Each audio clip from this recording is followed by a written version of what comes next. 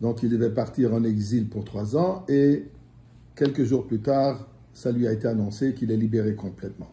Mais d'origine, le jour de 3 Tammuz, comme le rabbi le nomme, c'est une journée de Geoula, une journée de rédemption, mais cachée, voilée. On ne savait pas encore le grand miracle qu'il y avait durant cette journée.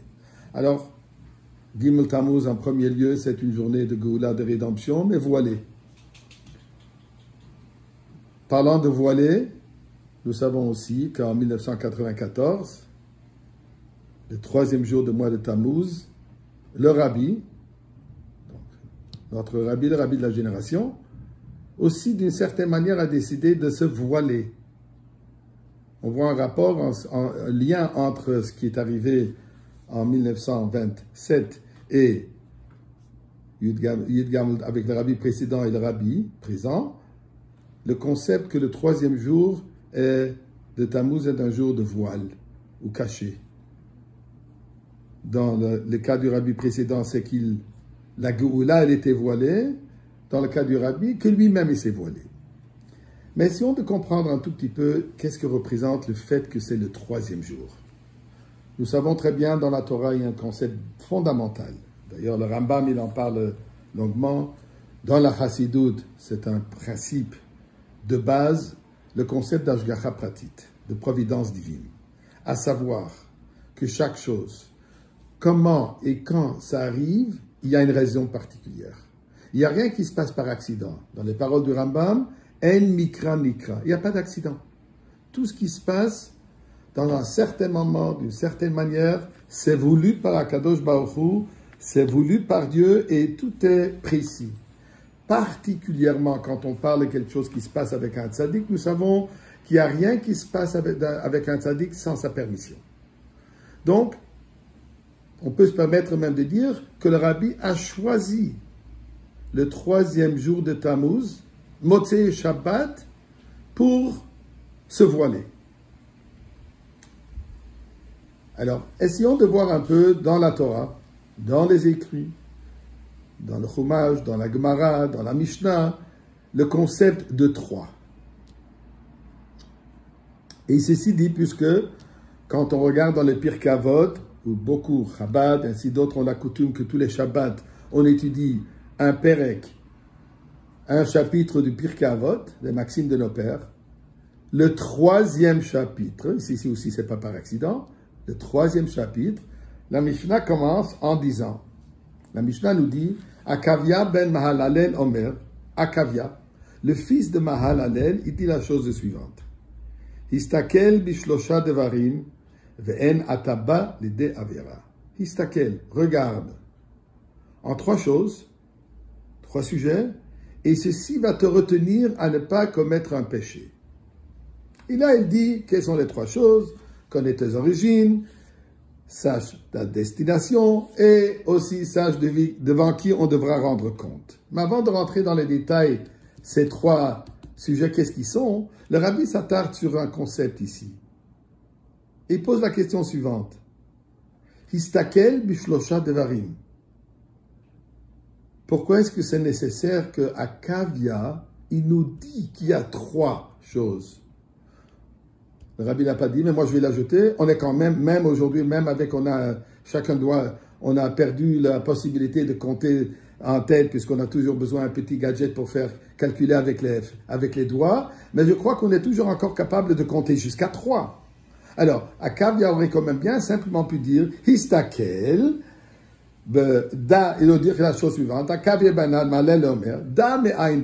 sache d'où tu viens, où est-ce que tu vas, et à qui tu vas rendre compte. Et là, quand tu vas réfléchir à ces 3 choses, tu connaîtras, tu seras conscient de ces 3 choses. Là, tu n'arriveras pas à faire un péché. Pourquoi est-ce qu'il doit préciser et introduire avant de dire les 3 choses? Il introduit d'abord en disant, attention, Histakel. Attention, Histakel veut aussi dire, approfondis-toi. C'est pas juste regarde, comprends, sache, mais istaklut, ça veut dire une compréhension profonde. Nous dit le rabbi que Rabbi Akavia nous dit la chose suivante. Avant de rentrer dans les détails, il dit d'abord sache qu'est-ce que 3 représente. Réalise bishlosha devarim. Réalise qu'il y a une importance particulière dans le concept, dans les chiffres, dans les événements qui sont 3. Si on va comprendre cela, dit Akavia, là tu ne viendras pas à faire un péché. Donc, 3. C'est quoi ce chiffre 3? Allons d'abord à la création du monde. Adam et Chava, ils ont 3 enfants. Caïn, Hevel, Shet. Noach, 3 enfants. Ils recommencent l'humanité. Après le déluge, on recommence le monde. Shem, Ham et Yafet. L'origine de l'humanité entière. L'origine du peuple juif. Les 3 patriarches. Abraham, Yitzhak, Yaakov. Oui, mesdames, vous avez toujours un de plus, il y a 4 matriarches. Mais maintenant, on va se concentrer sur le concept de 3. On voit donc Abraham, Yitzhak, Yaakov. Ensuite, le prochain leader du peuple juif d'Am Israël, Moshe Rabbeinu. Moshe Rabbeinu, il a un de 3 enfants, Myriam, Aaron et Moshe. Ou Aaron, Myriam et Moshe. Moshe, il est descendant de la 3e tribu. Reuven, Shimon, Lévi. Moshe, il est descendant de la tribu de Lévi. Le nom de Moshe a 3 lettres. Mem, Shin, He. D'ailleurs, ce que je vous dis maintenant, c'est dans la Gemara Shabbat, dans la page Pechet. Rabbi Nissim Gaon, il liste ces différents sujets que je viens de mentionner sur les 3. Et compte tenu, il y en a encore, puisque la Gemara en parle par rapport à la fête de Shavuot, au don de la Torah, la révélation de Sinaï. Nous savons, comme il est dit dans la Torah, nous avons reçu la Torah, ce n'était qu'il y a quelques semaines, au mois de Sivan. Mais le mois de Sivan dans la Torah, ça ne s'appelle pas Sivan, ça s'appelle Bachodesh Hashelishi, le 3e mois. Quand on compte les mois, on commence de Nissan, Iyar, Sivan. Sivan, le 3e mois de l'année, d'après les mois. Moshe Rabbeinu a dit au nom de Dieu qu'on a besoin, Shloshet Yimei Hagbala, les 3 jours de se préparer pour recevoir la Torah. La Torah elle-même, elle est partagée en 3 Torah, Nevi'im et Ketuvim. Le Chumash, donc les 5 livres de Moïse, les prophètes et les écrits. Tanakh, ce qu'on appelle, les 3. Donc nous voyons ici déjà dans la Torah elle-même l'aspect de 3. Elle est donnée au 3e jour. Elle est donnée par l'intermédiaire de quelqu'un qui représente le chiffre 3. Ainsi, elle est donnée au peuple juif, le peuple juif que nous sommes compris de Kohen, Lévi, Israël. Encore une fois, 3. Et on peut continuer. On doit aller devant un beddin pour de bonnes choses, espérons, mais parfois pour un litige, le minimum de dayanim, le minimum de juges qu'on a besoin, c'est 3 juges qu'on a besoin. Sauf dans les cas particuliers où un juge pourra aussi juger. Mais en général, quand on parle d'un beddin, c'est toujours minimum. Bien sûr, dans le temps de Beth Amikdash, il y avait le Sanhedrin Ktana de 21, qui est aussi 3 fois 7, et ensuite les 71, mais beddin, principalement, c'est 3 juges. Puisqu'on parlait de Pirkei Avot, nous savons les dit Shlosha Devarim Ha'olam Omed. Le monde, il réside sur 3 choses, les 3 piliers du monde. Dans les nouveaux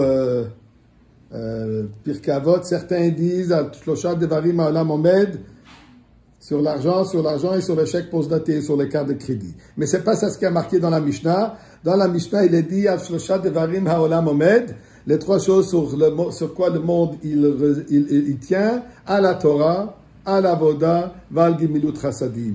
L'étude de la Torah, Avoda qui veut dire la prière, Gemilut Chasadim, les actes de charité, les actes de bonté et de gentillesse. 3 piliers. Quand on parle dans la Kabbalah des vêtements de l'âme, les vêtements par lesquels l'âme se dévoile, comment l'âme peut accomplir sa mission, elle se fait par quoi? Marshava, Dibur et Maaseh. La pensée, la parole et l'action. Je crois que je vais m'arrêter ici, puisque je crois que je vais rester 3 semaines en vous donner tous les chiffres de 3. Mais juste pour encore prendre 2, 3, Ok? Alors, on a dit Marshava di Boromance. Nous avons les 3 prières tous les jours. Shacharit, Mincha, Arvit, ou alors si on commence de la nuit, Arvit, Shacharit et Mincha. Donc nous voyons quelque chose d'extraordinaire. Que d'une manière ou d'une autre, ce chiffre 3, il se répète continuellement. Et certainement, n'oublions pas, la Torah qui est Emet, la Torah qui est la vérité, Emet qui comprend en elle toutes les lettres de l'alphabet, puisque Aleph c'est la première lettre de Aleph-Bet, Taf c'est la dernière, Mem c'est la lettre centrale, elle a 3 lettres, Aleph, Mem, Taf.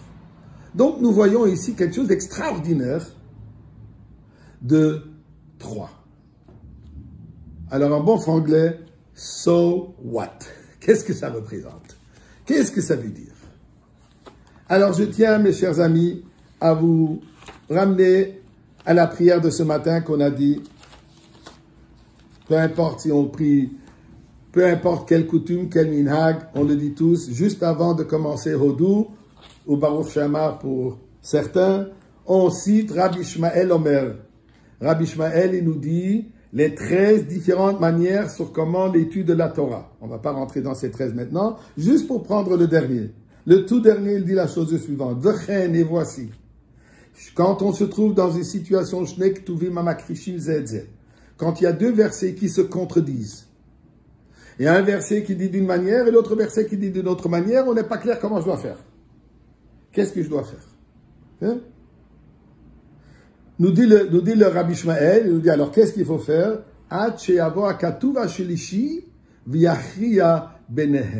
Jusqu'à qu'on va trouver un 3e verset, et il va faire quoi? Il va nous donner une 3e opinion. Avec 2 opinions, ça me suffit. J'ai besoin d'une 3e, ça va me confondre encore plus. Absolument, une 3e et 4e, comme nous savons très bien, bien sûr, on sait très bien que là, il y a des juifs, et au minimum, il y a 500 opinions. Oui? Mais qu'est-ce que Rabbi Ishmael nous dit ici? Qu'on va nous ajouter une 3e opinion, à quoi ça va me donner. Mais quand on fait attention un peu à ce qu'on dit, d'ailleurs, c'est une bonne chose de toujours faire attention à la prière, et savoir ce qu'on dit, il dit la chose suivante. Vient le 3e verset, Veyachria benehem. Il dit pas il va porter une 3e opinion. Veyachria, il va réconcilier les 2. La force, le pouvoir du 3e est quoi? Est de réconcilier 2 idées, 2 individus, 2 situations qui sont contradictoires, opposées, même en conflit. Vient le 3e et les réconcilie. Donc le 3e représente cette réconciliation, cette unification. Essayons de comprendre. 1, bien sûr qu'il est unique, il est seul. Il n'a même pas avec qui se disputer. Il est seul.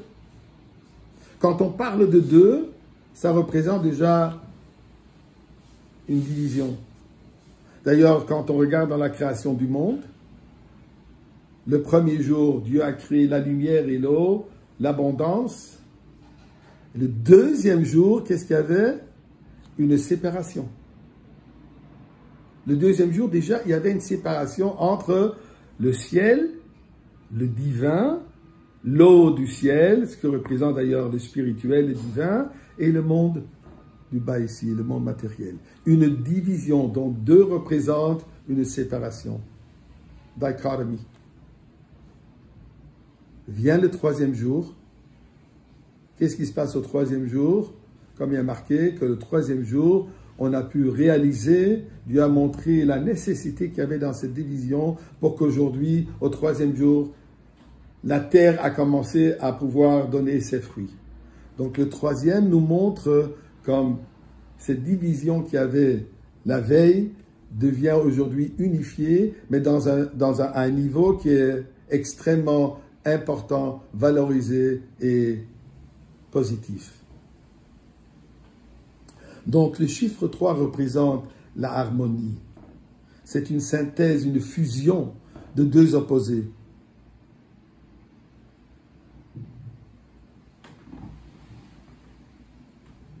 Et regardons aussi, dans un couple, un mariage, deux individus très différents un de l'autre,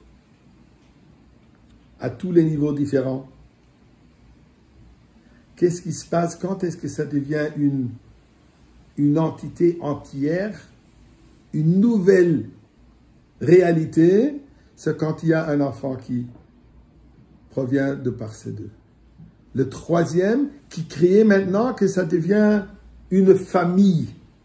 Avant ça, on l'appelait un couple, aussi heureux qu'ils étaient, et on l'espère, mais avec cette présence maintenant d'un troisième, celui qui a unifié ces deux complètement différents. Je ne veux pas rentrer maintenant dans le nouvel mode du monde, on va laisser ça pour un autre sujet, pas pour maintenant, mais il y a quand même, disons, on reconnaît quand même qu'il y a une certaine différence entre l'homme et la femme. C'est cet enfant maintenant qui le fait, que ça devient une unité. Donc le troisième représente cette unification. Quand on regarde Gimel Tammuz, le troisième jour du mois de Tammuz,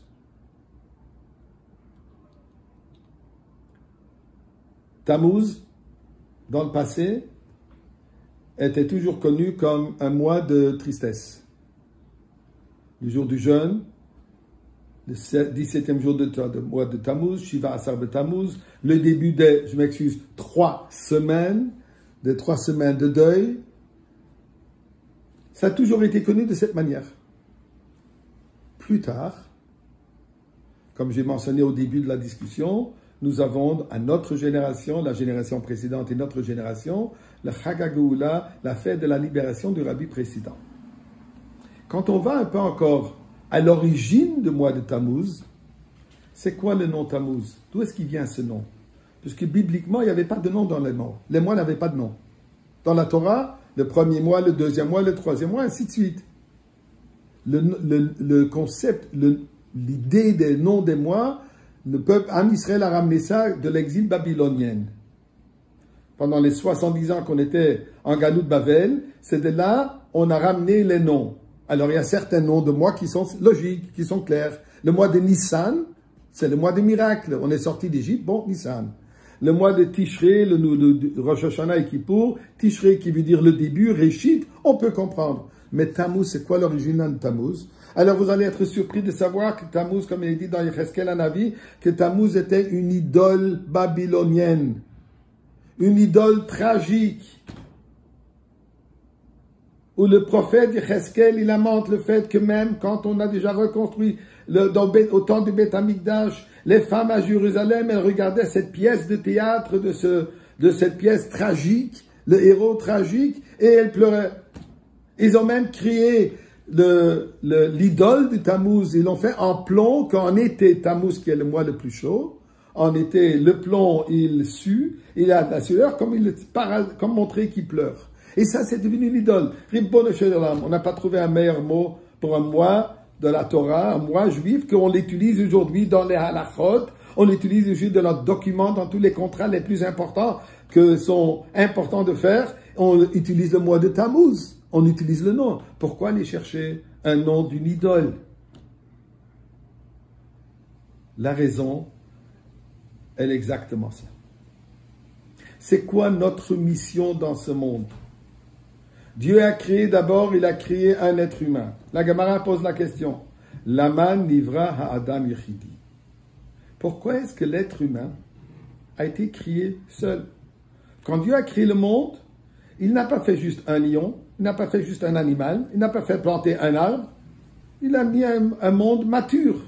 D'ailleurs, d'après ce qui a marqué, l'âge de 20 ans déjà. Alors, s'il a fait un monde complet, parfait, pourquoi est-ce qu'il a créé un homme seul? Pourquoi il n'a pas amené tout le jardin d'enfants, tout ce qu'il y a avec? En bon ashkenaz de ganze mishpuche. On amène toute la famille, toute la mishpacha, on aurait dû faire. On aurait dû créer une belle famille. Pourquoi un? Nous répond la Gemara pour nous dire, pour nous montrer l'importance d'une personne. Dieu dit, ça me vaut la peine de créer un monde entier juste que pour une personne. pour une action. L'importance, donc, la responsabilité de chaque individu. Mais, pour pouvoir accomplir sa mission, il a besoin de 3. Il ne peut pas rester seul. Alors là, Dieu a commencé à créer le monde, comme je disais, les 3 enfants d'Adam Arishon. Noach, après le déluge, il faut recommencer un monde, on a besoin de 3. Avraham, Yitzhak, Yaakov, les 3 patriarches, qui représentent aussi les 3 attributs, Chesed, Gevura, Tiferet. On ne va pas rentrer maintenant dans le trip kabbalistique. Mais qu'est-ce que nous voyons ici? Que pour accomplir notre mission, nous avons besoin de 3. Et je m'explique.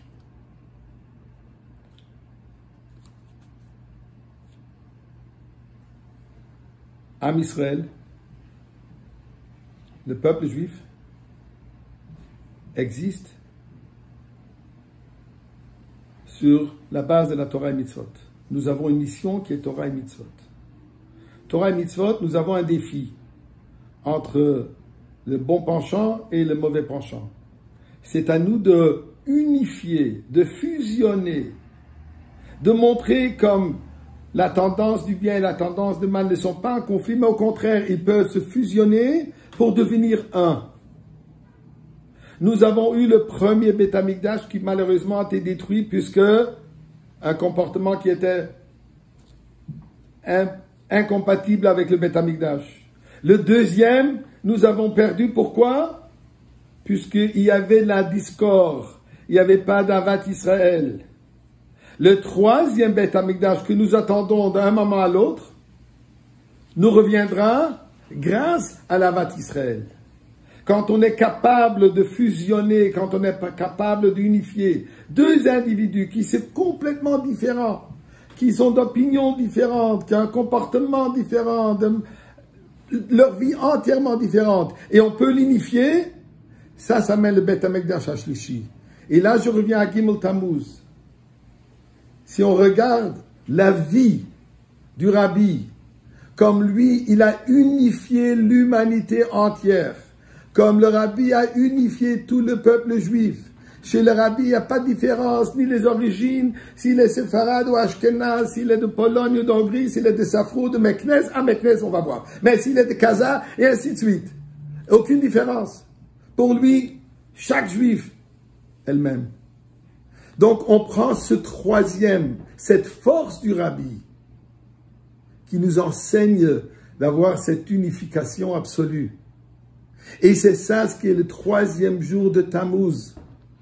Ce que nous prions à Kadosh Baruch Hu, que le 3e jour de Tammuz devienne le jour du Beth Amikdash Hashlishi, où nous allons voir comme le Beth Amikdash descend du ciel. Par quoi? Puisque nous avons fusionné le divin et le mondain.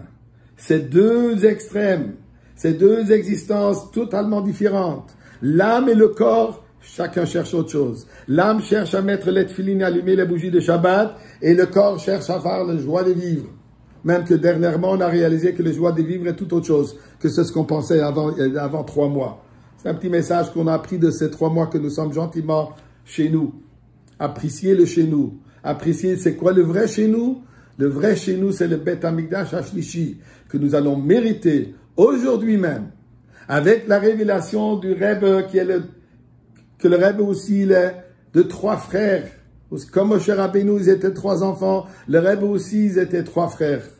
Alors Dieu va nous aider, en nous améliorant dans la Vat Israël, dans l'amour du prochain, et accepter inconditionnellement chaque autre juif, et en s'engageant au mérite de la journée d'aujourd'hui, de s'ajouter encore une petite mitzvah. Baruch Hashem, Dieu nous a donné 613 mitzvot à choisir, plus les coutumes qui viennent avec, ce que j'appelle toujours la taxe. Alors, nous avons cette opportunité, et pour terminer en bon anglais, nous savons que la taxe est aussi le GST et le PST. Je sais que vous allez penser, c'est quoi le GST et le PST? Je vais juste vous annoncer. Pour moi, le GST veut dire Go Study Torah. Et PST veut dire Please Start Today. Alors, dans ce jour de Today, nous allons mériter le TD qui est aussi le troisième, nous allons mériter la Géoula finale. Nous allons revoir le Rabbi avec nous qui nous mène dans le Beth Amikdash. Et là, ce sera plus la Géoula voilée, mais tout sera dévoilé à l'absolu. Là-dessus, puisqu'on le croit et on va le mériter, on se souhaite Chag Sameach, que ça devienne la vraie Simcha. Bonne journée à tout le monde.